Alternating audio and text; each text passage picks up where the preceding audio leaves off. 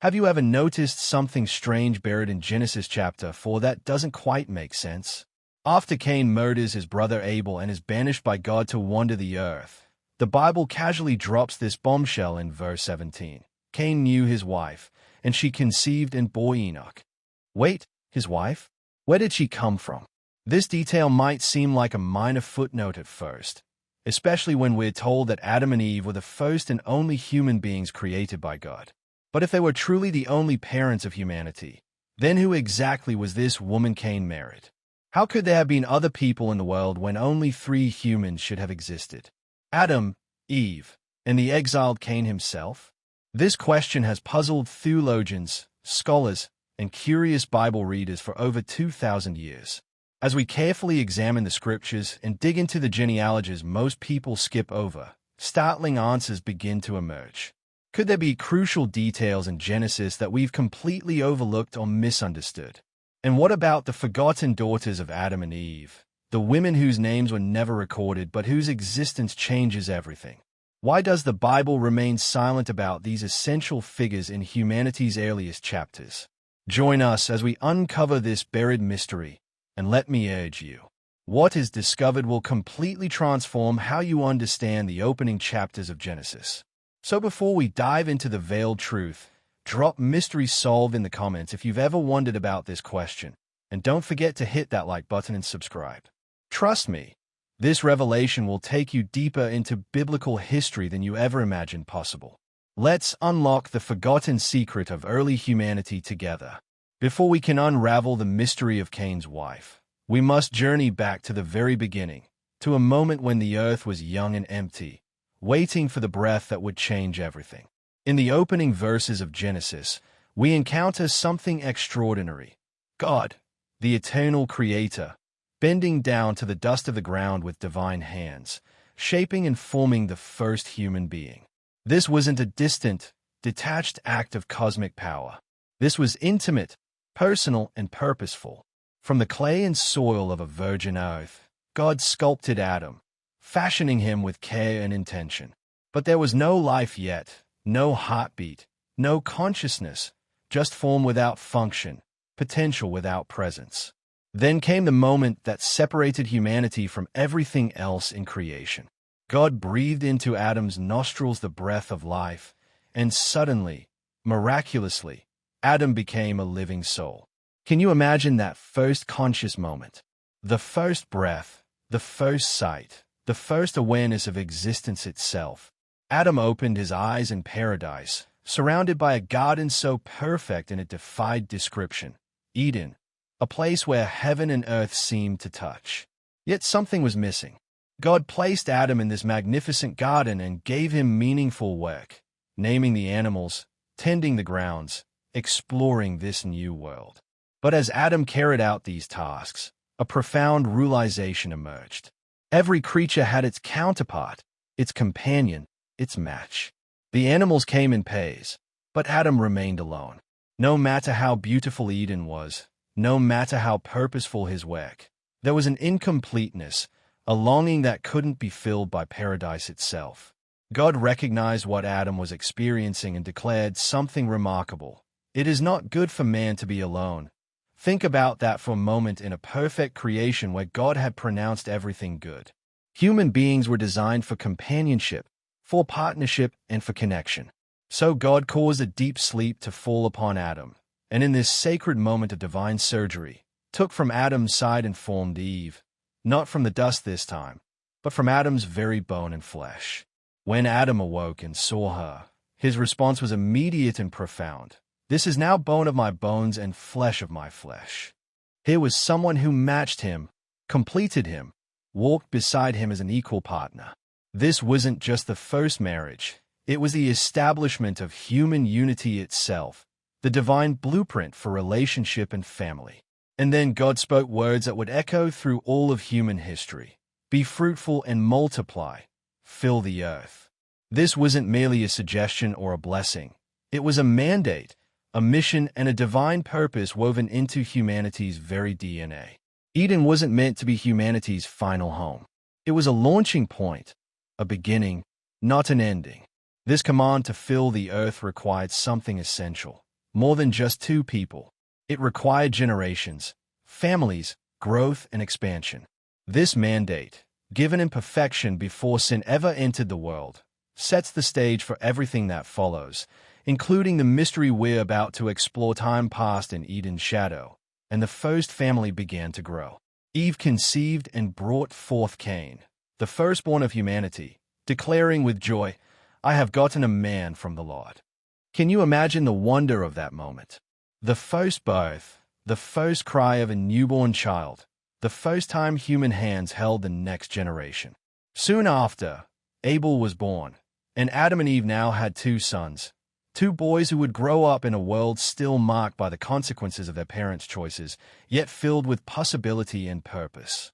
As the brothers matured, their paths diverged in ways that reflected their different temperaments and callings.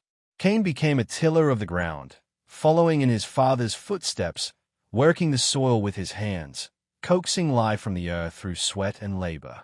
Abel, by contrast, chose the life of a shepherd, watching over flocks under open skies, nurturing and protecting the animals entrusted to his care. Both vocations were honorable, both necessary, both part of God's design for human stewardship of creation. There was no hierarchy here, no suggestion that one calling was superior to the other. Then came the moment that would change everything, the moment of worship. Both brothers, in an act of devotion and gratitude, brought offerings to the Lord. Cain gathered produce from his fields, the fruit of his agricultural labor. Abel selected the firstborn of his flock, including the choicest portions, the very best he had to offer. Both men approached God with gifts in hand, both seeking divine favor, both participating in an act of religious observance. But something unexpected happened. The Lord looked with favor upon Abel and his offering, but on Cain and his offering he did not look with favor. The text doesn't explain the rejection in elaborate detail, but the implication is clear. The issue wasn't the type of gift but the heart behind it. Abel brought the first and the best with reverence and genuine love. Cain's offering, while still a contribution, lacked that same wholehearted devotion, that same spirit of sacrifice and surrender. The result was visible on Cain's face. His countenance fell. Anger flickered across his features. Disappointment twisted into something darker, jealousy, resentment, and wounded pride. And God, in his mercy, didn't ignore this brewing storm. He came to Cain with a question wrapped in compassion. "Why are you angry?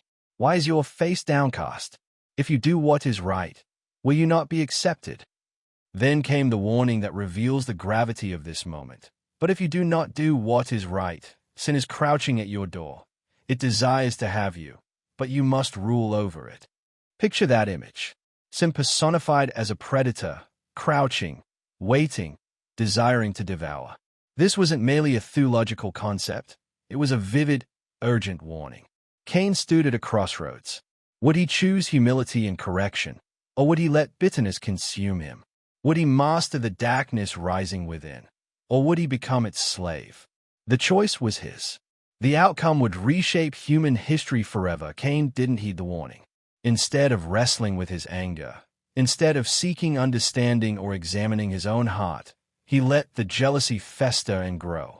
What began as disappointment curdled into something far more sinister, a rage that consumed rational thought, a bitterness that blinded him to every alternative except violence.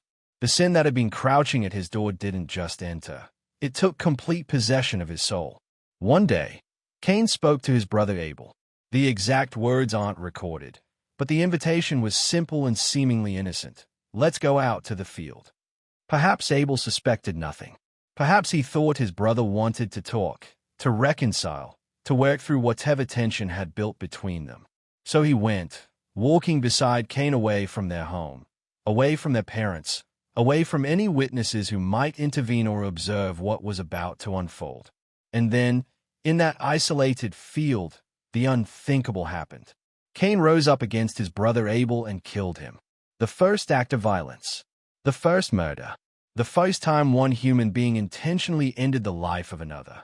We don't know the exact method, whether it was a rock, a tool, or a brutal strike with bare hands, but we know the result. Abel, the shepherd who had brought his best to God, who had lived with integrity and devotion, fell to the ground. His blood spilled onto the soil, staining the earth with humanity's first death. Can you imagine the silence that followed? The horrible realization of what had been done? The earth itself seemed to absorb Abel's blood, as if bearing witness to this unprecedented act of fratricide. The innocence that had lingered since Eden's gates closed was now completely shattered. Death had entered human experience not through natural causes or divine judgment, but through the deliberate choice of one brother to destroy another. God's response came swiftly, though not with immediate punishment. Instead, he asked a question, simple, direct, devastating in its implications. Where is your brother Abel? Of course, God already knew. This wasn't an inquiry seeking information. It was an opportunity for confession, a chance for Cain to acknowledge what he had done, to show even a flicker of remorse or recognition of his horrific act. But Cain's response revealed just how completely the darkness had claimed him. I don't know, he said with a chilling coldness. Am I my brother's keeper? The defiance in those words is stunning. Not only did he lie to the God who sees everything, but he responded with bitter sarcasm, as if the very question was an insult, as if he bore no responsibility for the brother he had just murdered. Then came God's declaration, and it carried the weight of cosmic tragedy. What have you done? Listen, your brother's blood cries out to me from the ground. The blood itself had a voice. The earth bore witness of Abel, though silenced by death, still spoke through the crimson stain that marked humanity's darkest moment. Innocence had died in that field, and nothing would ever be the same. The judgment came swiftly, and it struck at the very core of Cain's existence. God pronounced a curse that mirrored the crime. Now you are under a curse and driven from the ground, which opened its mouth to receive your brother's blood from your hand. When you work the ground, it will no longer yield its crops for you. You will be a restless wanderer on the earth. Think about the precision of this punishment. Cain, the farmer who had worked the soil, who had brought its produce as an offering, would now find that same ground hostile and unyielding. No matter how hard he labored, the earth would resist him.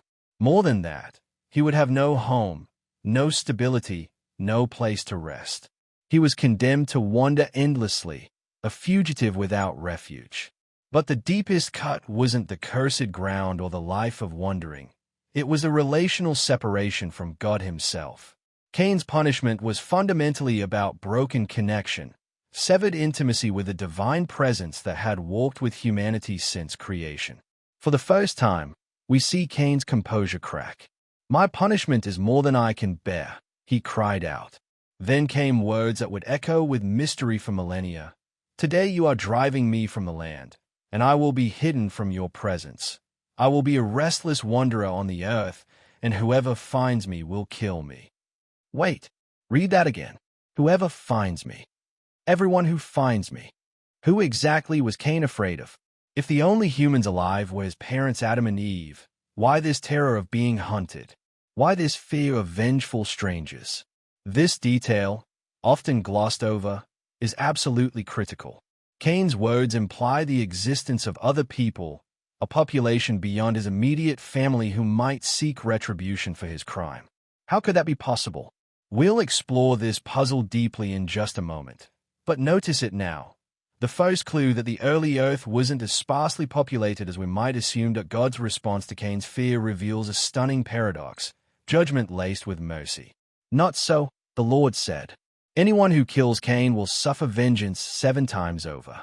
Then God placed a mark on Cain, a sign whose exact nature remains mysterious but whose purpose was unmistakable: protection.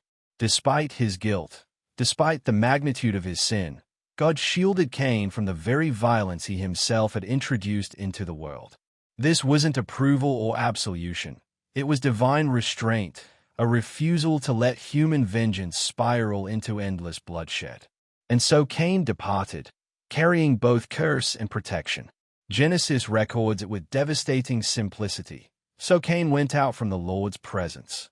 That phrase alone speaks volumes, a spiritual exile more profound than any geographical distance.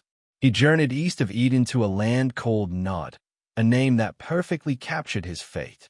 In Hebrew, Nod means wandering. It wasn't just a place. It was a condition, a state of existence. The restless fugitive had found his restless land.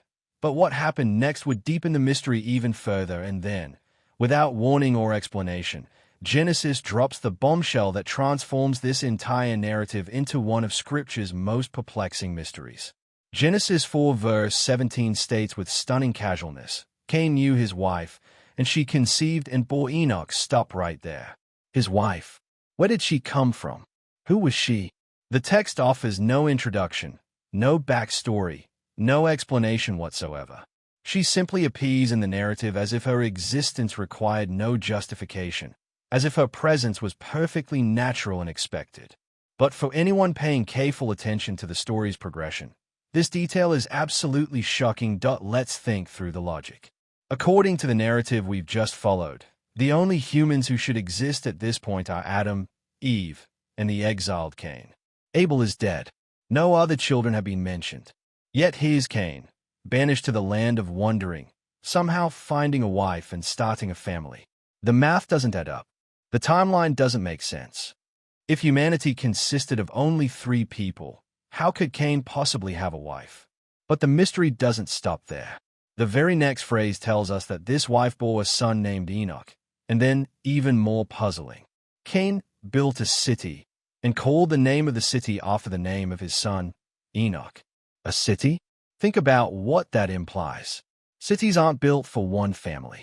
Cities require population, community, infrastructure, and organized society. Why would a man cursed to be a restless wanderer suddenly become a city builder? Why would someone condemned to endless roaming establish a permanent settlement? The presence of both a wife and a city suggests something the narrative hasn't explicitly told us. There were other people, not just a handful, but enough to constitute a population that could inhabit urban infrastructure, enough to make Cain's earlier fear of everyone who finds me completely rational rather than paranoid. Let's revisit that fear with fresh eyes. When Cain cried out that whoever found him would kill him, he wasn't speaking hypothetically. He genuinely believed there were people out there, people beyond his immediate family, people who might seek vengeance for Abel's murder. And God didn't correct this assumption. Instead, he responded by placing a protective mark on Cain, implicitly confirming that yes, there were indeed others who might encounter him. So the central question crystallizes with urgent clarity: where did these people come from? Who was Cain's wife? How did a population large enough to build and inhabit a city come into existence when Genesis has only mentioned 4 humans by name: Adam, Eve, Cain, and the deceased Abel? This isn't a minor detail we can brush aside. This is fundamental to understanding how humanity actually populated the earth in those earliest generations. The answer has been hiding in the text all along, buried in genealogies and brief mentions that most readers skip right over. The answer to our mystery lies in a single verse that most people read without truly absorbing its implications. Genesis 5 verse 4 tells us something crucial about Adam's life after the birth of Seth. After he begot Seth, the days of Adam were 800 years, and he had sons and daughters. They're as plain as day. Sons and daughters. Plural. Multiple children beyond the 3 sons we know by name: Cain, Abel, and Seth. But here's what's remarkable. Not a single daughter is named in the canonical text. Not one. Their existence is confirmed. Their presence is essential to the story. Yet their names vanish into the silence of Scripture. Why? The answer lies in understanding ancient genealogical practices. The biblical genealogies weren't comprehensive family trees designed to record every birth and death. They were selective lineages focused on tracing the covenant line, the spiritual heritage that would eventually lead to the promised Messiah. In that patriarchal culture, this meant following the male descendants who carried forward the divine promise. Daughters, though absolutely essential to the continuation of humanity, simply weren't included in these official records unless their stories directly impacted the covenant narrative. But let's consider what this verse actually reveals. Adam lived 930 years total. That's nearly a millennium of life. After Seth was born, he lived another 800 years, and during that vast expanse of time, he had sons and daughters. Not just a few, not just a handful, When Scripture uses the plural this way without specifying numbers, it suggests many children born across many centuries. Think about the mathematics of this. If Adam and Eve, both possessing extraordinary lifespans and living in a world uncorrupted by the genetic degradation we see today, had just one child every decade or two across those 800 years, we're talking about dozens of children. More realistically, given their mandate to be fruitful and multiply and their extended fertility, they could have had hundreds of offspring. And those children would have had children who would have had children, creating an exponential population born within just a few generations. This is where ancient extra-biblical texts become fascinating, though we must approach them with appropriate caution. The Book of Jubilees, an apocryphal work not included in the biblical canon but valued in some Jewish and early Christian traditions, actually names some of these forgotten daughters. According to this ancient text, 2 daughters were called Owen, possibly meaning power or iniquity, and Azura, which may mean sky blue or helper. Could Owen have been Cain's wife? The timeline would certainly allow for it. If centuries passed between Cain's exile and his establishment of the city of Enoch, perhaps 200 or even 300 years, the Earth's population could have grown from a handful to hundreds, even thousands. Cain might not have found his wife immediately after leaving Eden. He may have wandered for generations before encountering one of his own sisters or nieces in the expanding human family suddenly. The impossible becomes possible. So here's the conclusion that most biblical scholars have reached. Cain's wife was almost certainly his sister, or possibly his niece, a daughter or granddaughter of Adam and Eve. For modern readers, this raises immediate discomfort. Marriage between siblings violates not only contemporary law, but also our deep-seated cultural taboos. Yet we must understand this practice within its proper context. The absolute necessity of early human survival. If Adam and Eve were truly the first and only humans created by God, then their children had no choice but to marry within the family. There simply were no other options. This wasn't a moral failure or an overlooked prohibition. It was the only possible path forward for humanity to fulfill God's command to fill the earth. The genetic concerns that make such unions dangerous today simply didn't exist in those early generations. Think about it. Adam and Eve were created directly by God, formed in perfection with uncorrupted DNA. Their immediate descendants would have inherited that genetic purity. The mutations, defects, and accumulated genetic damage that make close intermarriage so risky in our time hadn't yet entered the human gene pool. Biologically speaking, sibling marriage in the first few generations would have carried none of the dangers it does today. But we don't have to rely on theoretical reasoning alone. The Bible itself provides clear precedent showing that close kin marriage was not only acceptable, but actually blessed by God in the ancient world. Consider Noah's family after the flood. Once again, humanity was reduced to a single family unit. Noah, his wife, their 3 sons, and their sons' wives. After the waters receded, this small group had to repopulate the entire earth. The pattern necessarily repeated. Close relatives intermarrying to continue the human race. Move forward to Abraham, the father of nations. Genesis 20 verse 12 reveals something startling. Abraham explicitly states that Sarah, his wife, was his half-sister, the daughter of my father, but not the daughter of my mother. This wasn't a scandal. This was a blessed union from which came Isaac, the child of promise. Isaac, in turn, married Rebekah, who was his first cousin once removed, the granddaughter of Abraham's brother. Jacob married Leah and Rachel, both his first cousins, daughters of his uncle Laban. These weren't exceptions or aberrations, they were the pattern. In the ancient world depicted in Genesis, marriage within the extended family was normal, accepted, and frequently ordained by God himself. So why did this change? The answer lies in the evolution of divine law as humanity matured and multiplied. When Moses received the law on Mount Sinai, recorded in Leviticus 18, God established clear prohibitions against marrying close relatives. But notice the timing. This came more than 2,000 years after Adam, after humanity had spread across the earth and diversified into numerous populations. By then, the genetic risks had become real, and the necessity had vanished. The population had grown large enough that families could marry outside their immediate bloodlines. Divine timing is everything. What was essential at humanity's beginning became dangerous as generations passed and genetics weakened. God's law evolved not because his morality changed, but because human circumstances did. Now we must address another element of this story that seems almost fantastical to modern minds: the extraordinary lifespans of humanity's earliest generations. These numbers aren't symbolic or metaphorical. They're presented in Genesis as literal historical fact. Adam lived 930 years. Read that again, 930 years.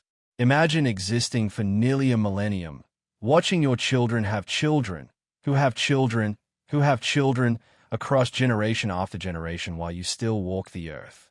Seth, the son appointed to replace Abel, lived 912 years. His son Enosh reached 905 years. Kenan lived 910 years. Mahalalel 895, Jared 962. And then came Methuselah, whose name has become synonymous with longevity, 969 years, the longest confirmed human lifespan in all of Scripture. Think about what that means.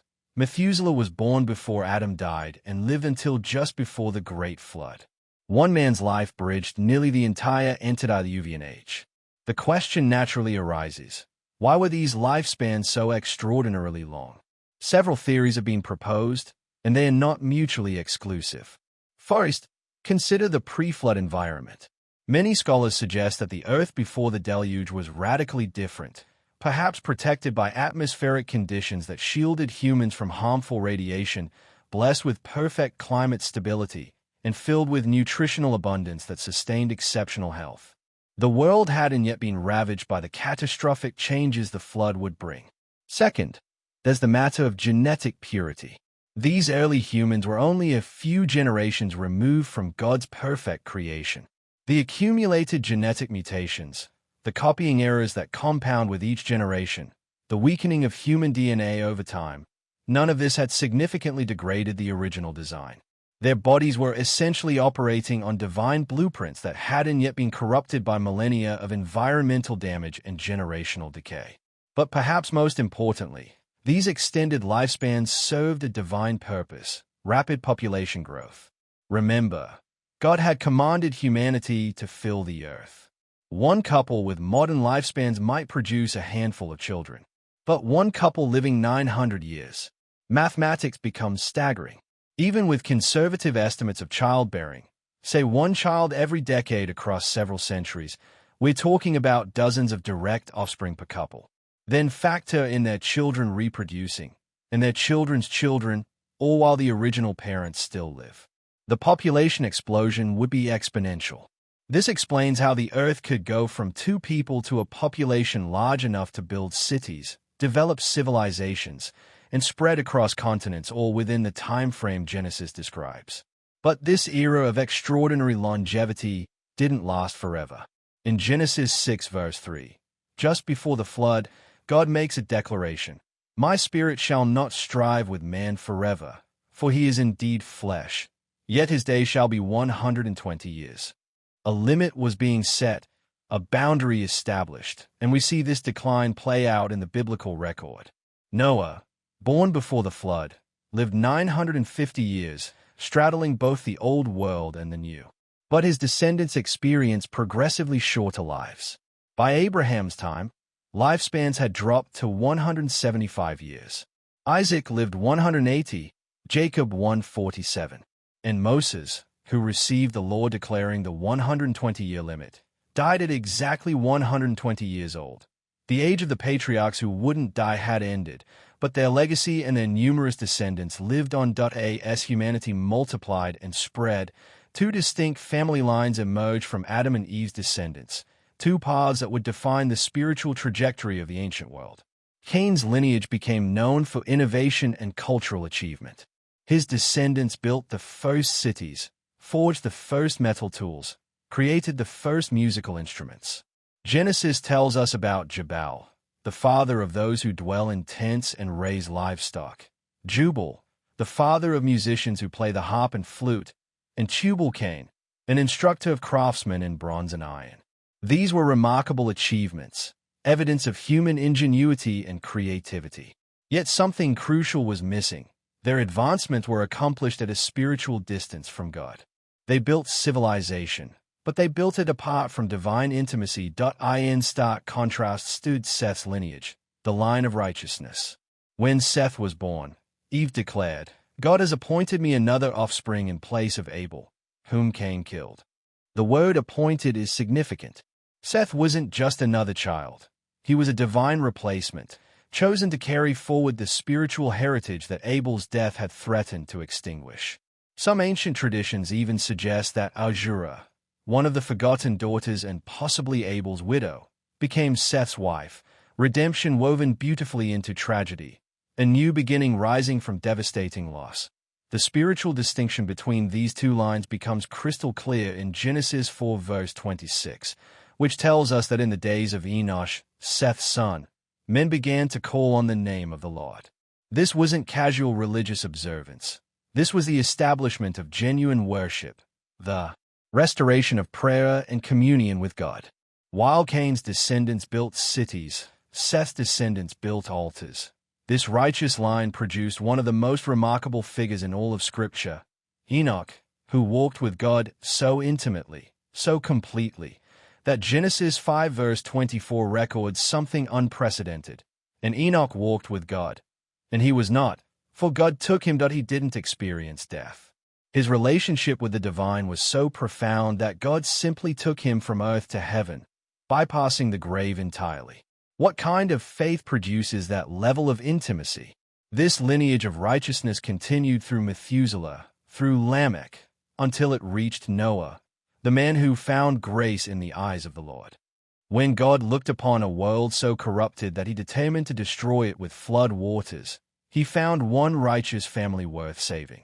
And crucially, that family came from Seth's line, not Cain's. Every human being alive today traces their ancestry through Noah back to Seth, back to those unnamed daughters who kept the righteous seed alive. This brings us to a profound truth articulated in Acts 17 verse 26. From one man he made all the nations, that they should inhabit the whole life. All of humanity, every race, every tribe, every nation, shares a common origin in Adam. We are one family, separated by time and distance but united by blood. And what of those forgotten daughters of one, Ahura, and the countless others whose names were never recorded? They were essential. They were the carriers of life itself, the bridge between generations, the vessels through which humanity continued. Their absence from the genealogies doesn't diminish their importance. It reflects the Bible's purpose. Scripture isn't an exhaustive history textbook. It's a selective revelation designed to point us toward redemption, toward Christ, toward the God who orchestrates all of human history. The mystery of Cain's wife transforms from a puzzling contradiction into a powerful testimony. God's story is bigger than what's written, yet what's written is exactly what we need. The gaps aren't failures. They're invitations to faith, to trust, to recognize that divine wisdom exceeds our demand for every detail. Mystery gives way to meaning, and meaning builds trust in the God who has guided humanity from the very beginning.